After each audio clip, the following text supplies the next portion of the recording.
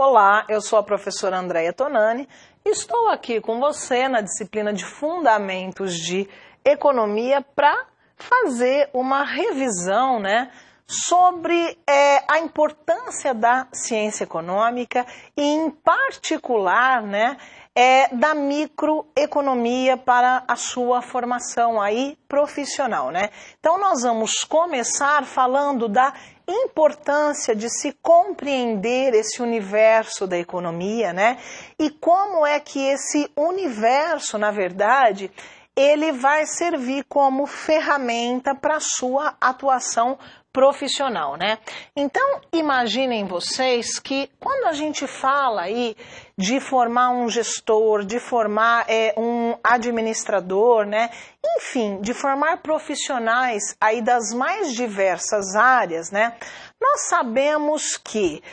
inseridos no ambiente empresarial, esses gestores, esses administradores, esses diversos profissionais, eles estarão se deparando com uma série de variáveis que não apenas aquelas variáveis de caráter interno. Então, logicamente, que ele vai ter que pensar nas questões que se circunscrevem aí ao ambiente interno da empresa. Mas existe uma série de outros fenômenos que vão influenciar o dia a dia das empresas de maneira geral e que são de extrema relevância, em particular no que diz respeito às variáveis econômicas. Porque nós sabemos que a dinâmica empresarial e, consequentemente, a própria sobrevivência das empresas, ela é influenciada por uma série de fatores. Vamos trabalhar um exemplo já pensando na questão da economia, Então, imagine que você esteja planejando, uma compra de máquinas, equipamentos, ou se você esteja ainda planejando a ampliação da sua fábrica. Mas vamos supor que você não tenha capital próprio para fazer esse investimento, essa ampliação da capacidade produtiva. Então você acha que precisa desse tipo de atitude, Então você precisa ampliar a sua capacidade produtiva, mas você não tem capital. Então você vai ter, obviamente, que se direcionar aí ao mercado financeiro, ao sistema financeiro, para se capitalizar, para então ampliar sua capacidade produtiva, Quantas variáveis econômicas em particular, vão influenciar essa sua tomada de decisão? Primeiro, será que este momento é de fato um momento bom para que você faça essa ampliação? Por quê? A ampliação da capacidade produtiva significa o quê? Numa produção maior no período seguinte. Consequentemente, essa produção maior, ela vai ter que contar o quê? Com uma demanda maior, Então, será que os consumidores da sua mercadoria, do seu serviço, eles estarão de fato, mais aptos ou capacitados para adquirir esse aumento na sua produção, Como é que vai se comportar no médio, no longo prazo, por exemplo, o emprego, a renda desses consumidores? Então, olha quantas variáveis a gente já está levantando. Então, será que a economia do país vai bem no sentido de empregar mais pessoas, gerar mais renda e, portanto, fazer com que essas pessoas se tornem potenciais compradores do seu produto? Então, é uma análise que, sem dúvida nenhuma, precisa ser considerada, Além disso, uma outra questão que a gente acabou de levantar tem a ver com o fato de você buscar capital para realizar esse investimento, junto ao sistema financeiro. E nós sabemos que o capital é um fator de produção, para o qual nós pagamos juros, Mas o que são juros? Como é que eles são determinados, Será que é pela lei de oferta e demanda? Será que existe uma influência aí das autoridades monetárias? Será que atualmente o país está com uma taxa de juros favorável à captação desses recursos para investimento? Ou será que, de repente, não compensa esperar 6 meses, 1 ano, se de repente repente as projeções de juro para o futuro podem aí estar sinalizando para uma redução, né? Então, olha só, uma atitude que num primeiro momento parecia assim bastante simples, ela acaba exigindo aí, né, de você profissional, uma análise com um mínimo de profundidade de teoria econômica, né? Por quê? Porque o universo das decisões empresariais, ele é, sem dúvida, né, influenciado por muitas variáveis econômicas. E aí você, né, enquanto tomador de decisão, sem dúvida nenhuma que você precisa usar essas variáveis econômicas a seu favor, né, de forma que você saiba, então, compreender e fazer delas um instrumental, né, para atender às suas necessidades aí enquanto profissional. Então vamos lá, né, passada essa fase de mencionar a importância da ciência econômica para os estudos, para as formações aí mais diversas, vamos entender um pouquinho do que se trata a economia, por que existe ciência econômica, né? Então, a palavra economia, na verdade, ela vem de dois radicais, né? Grego, nomos e oikos.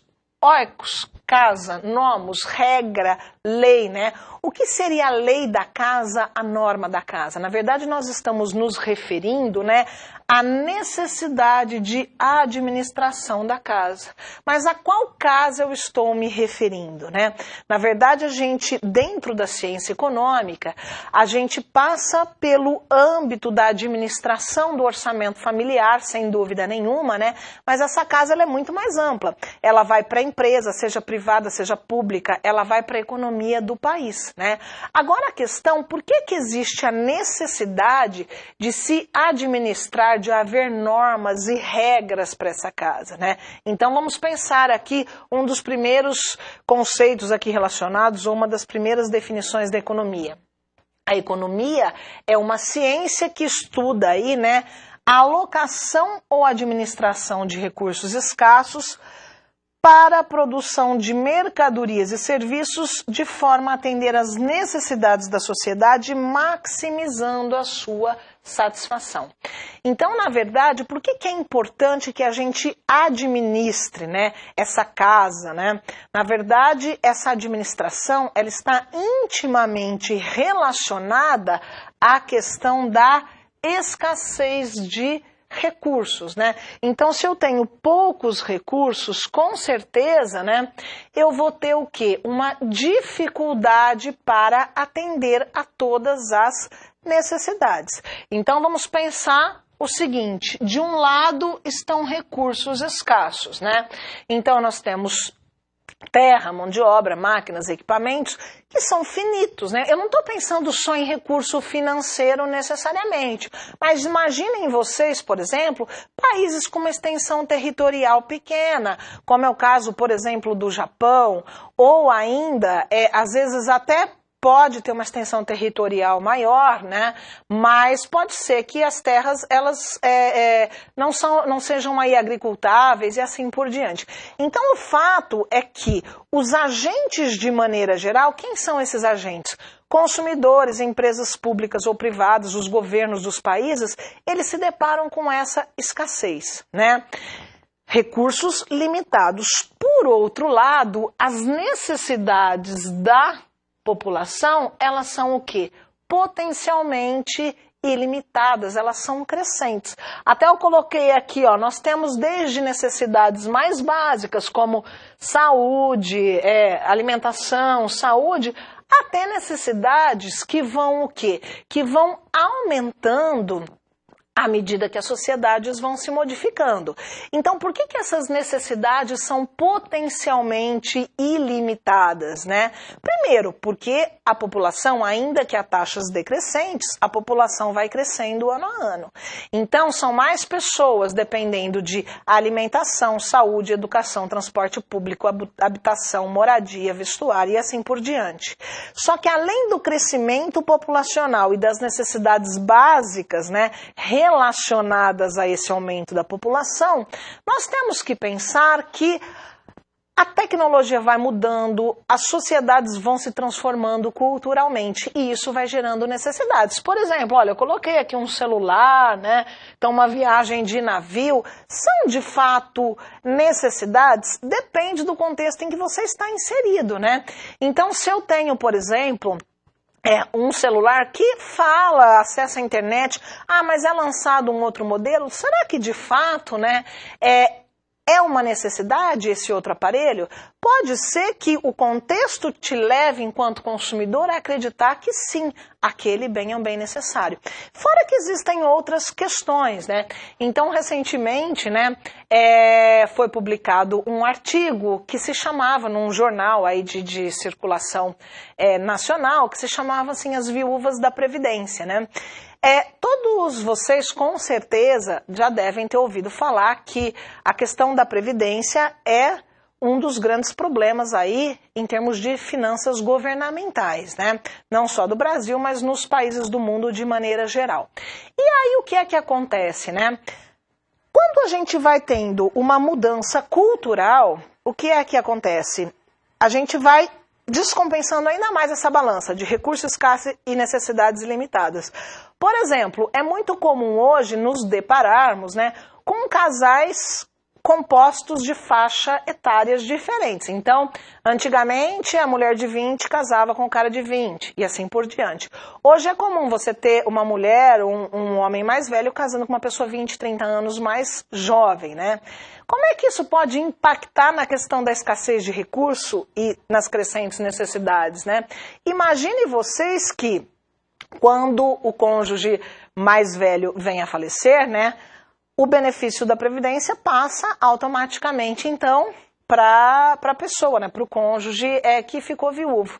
Só que essa pessoa hoje, por ser mais jovem, né, ou seja, uma mudança cultural, ela vai desfrutar disso aí por um tempo muito maior, né? Então, ela é uma questão cultural que desencadeia uma pressão maior sobre os cofres públicos, né? Então, nós temos que repensar todo o sistema, né, para tentar fazer essa balança se equilibrar da melhor forma possível, né?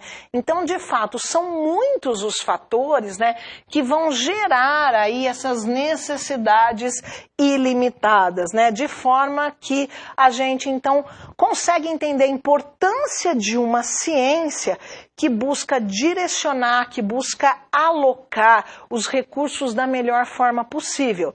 Até porque imaginem vocês o seguinte, né? Se os recursos são escassos e as necessidades crescentes, algumas necessidades não serão atendidas, né? Então eu vou estar dentro da ciência econômica constantemente realizando o quê?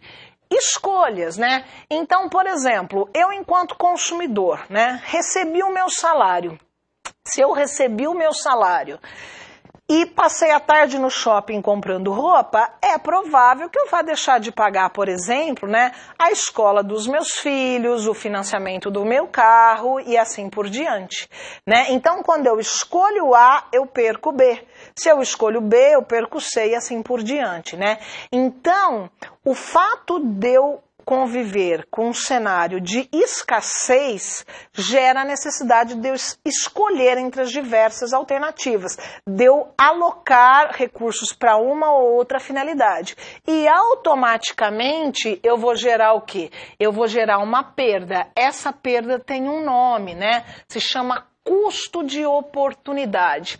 O que é o custo de oportunidade? O custo de oportunidade, né, é aquilo que eu perco de alguma coisa quando eu resolvo fazer uma outra coisa, né? Então vamos jogar essa questão para uma aplicação muito prática, né? Então hoje se discute muito, né, o fato, por exemplo, de buscarmos, da necessidade de buscarmos formas alternativas de energia, por exemplo, ao petróleo, que é um bem que fica nas mãos de poucos produtores, é não renovável e assim por diante. Então nós percebemos em vários países, inclusive na economia brasileira, né, essas buscas de fontes alternativas de energia, né? Então, por exemplo, você produz o biodiesel a partir de uma série de produtos que podem ser cultivados e, portanto, seriam fontes alternativas e renováveis, né? Só que vários teóricos já apontam para um outro problema, né? Qual seria esse problema, né? O fato de eu alocar mais terras para a produção de grãos, por exemplo, que gerem biodiesel, pode fazer com que no futuro nós tenhamos o quê? Uma escassez de alimentos. Ou seja, a gente consegue ilustrar esse impasse. Quando eu aloco o recurso para a produção de um bem, automaticamente, né, vai me faltar recurso. Então eu vou ter uma perda. É aquilo que eu estou sacrificando, né? É o custo de oportunidade.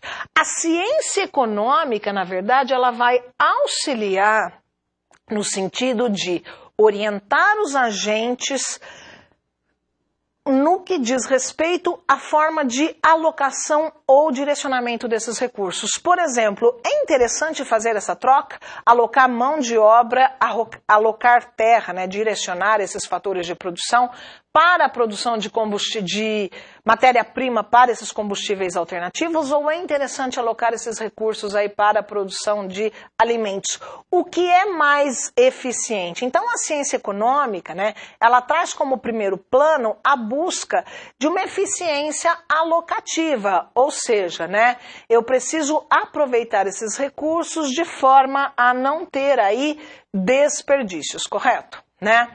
Então vamos lá, né? Já pensamos na ciência econômica como um importante elemento no sentido de coordenação dos agentes, de orientação dos agentes no que diz respeito, né, à alocação ou direcionamento de recursos, né?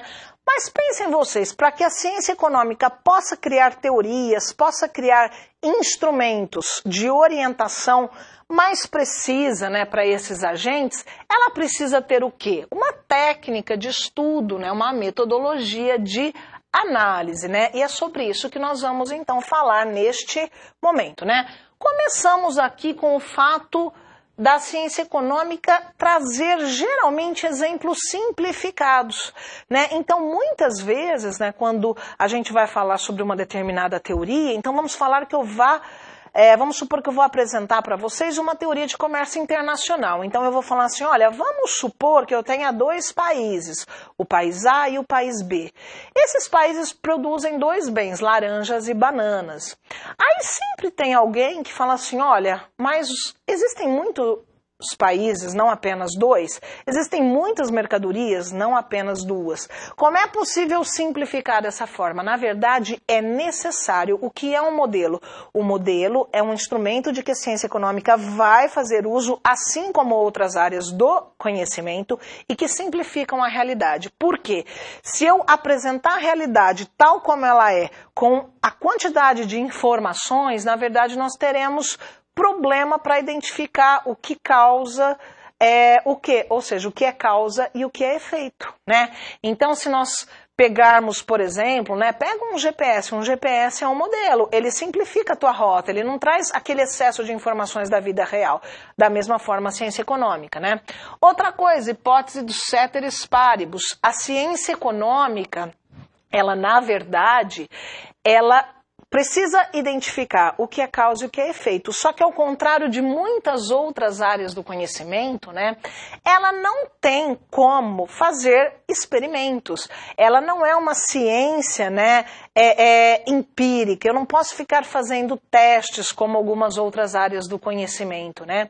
Então nós teremos que fazer abstrações, aí vem o método lógico dedutivo. Então eu parto de situações mais gerais para chegar a algumas conclusões particulares, sempre pensando que o impacto de uma variável sobre a outra variável, para poder isolar o que causa. Então eu vou me abstrair no sentido de que, vamos supor que eu queira falar assim para vocês, olha, se houver uma variação no preço do dólar, né, por exemplo, o preço do dólar aumentou, qual o impacto disso sobre as nossas importações?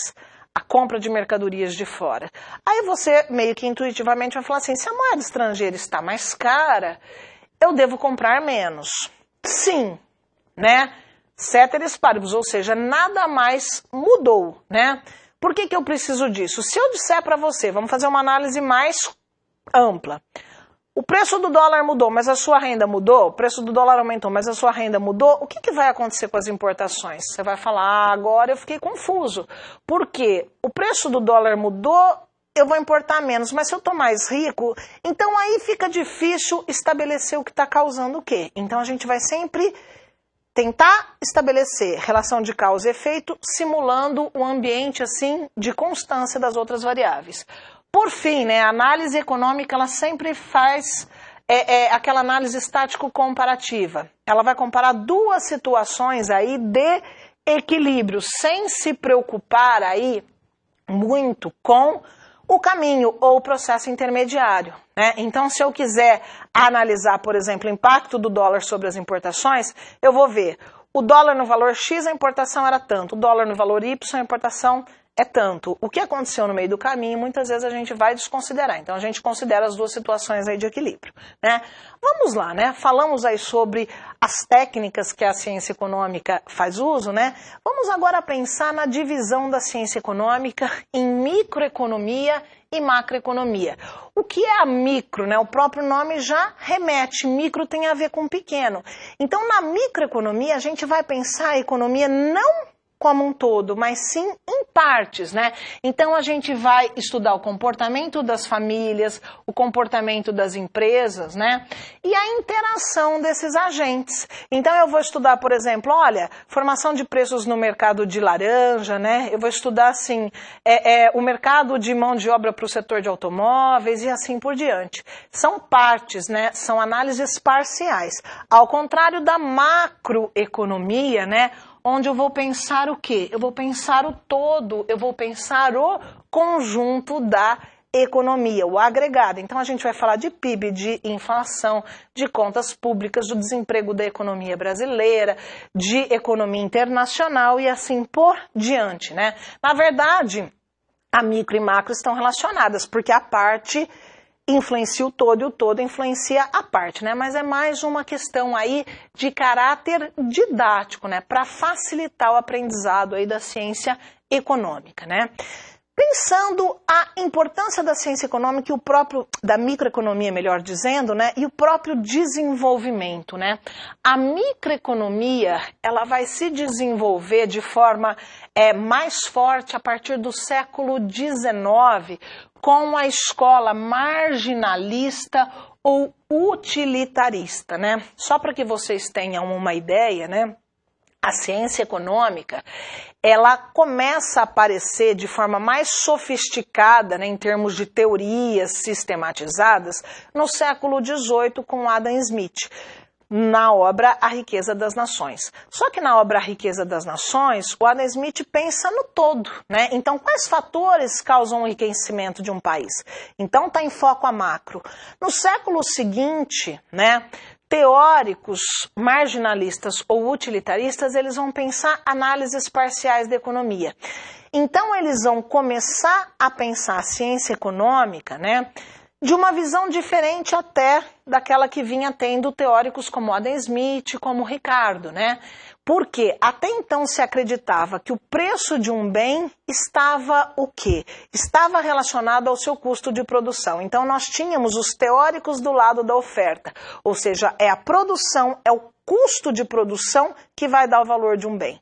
Segundo os marginalistas ou utilitaristas, o preço de um bem tem a ver com a utilidade desse bem. O que é a utilidade? A utilidade é a capacidade de um bem de atender à necessidade do consumidor, né?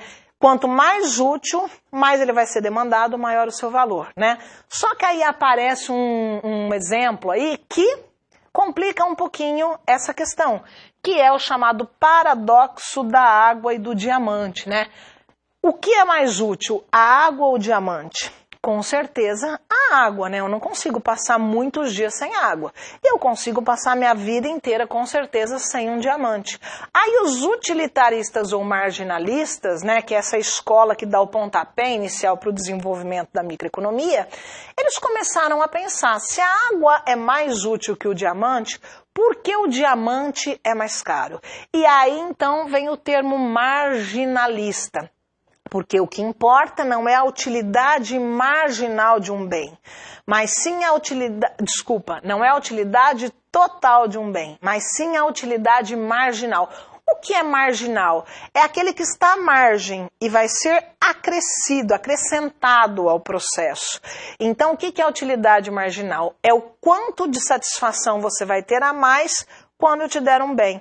Se você tiver água em quantidade suficiente ou te der um copo d'água, essa água não vai te acrescentar satisfação nenhuma.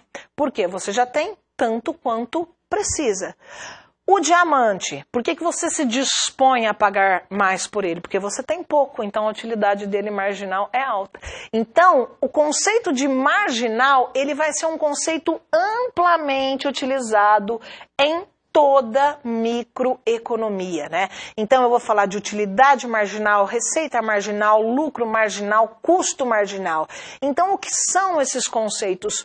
Custo marginal, o quanto o meu custo está sendo acrescentado com uma produção adicional de um bem. Receita marginal é o quanto minha receita está sendo acrescentada com a venda de uma unidade adicional. Produto marginal é o quanto a minha produção está sendo elevada à medida que eu contrato um trabalhador a mais e assim por diante. Então todos esses tópicos aqui, esses exemplos que eu estou dando para vocês, né, na verdade eles se encaixam nos temas abordados pela microeconomia, né? Então o que na verdade a microeconomia, né, vai abordar de forma robusta?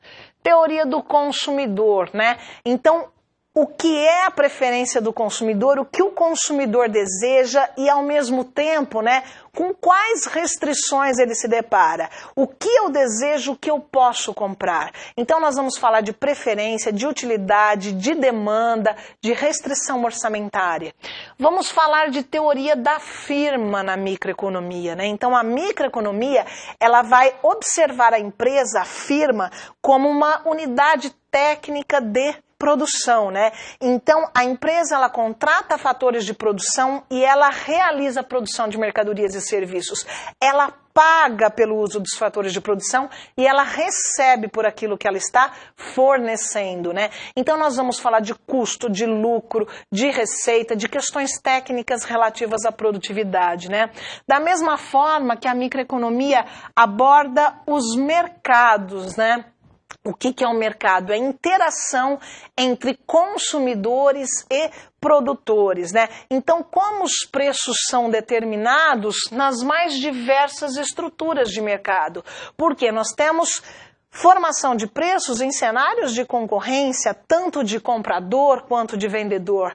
Mas nós temos cenários, né, que são sim analisados pela microeconomia, onde um agente, que pode ser o produtor ou ainda pode ser também o consumidor, ele tem aí um poder de mercado significativo. Então, como essa análise de formação de preços ela vai se alterar nos mais diversos cenários, né?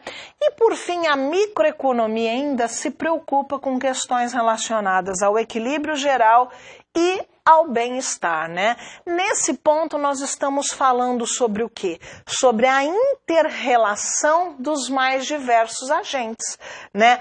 Ou sobre a mudança de uma variável sobre toda a cadeia. Vamos dar um exemplo. Vamos supor que o preço do trigo aumente.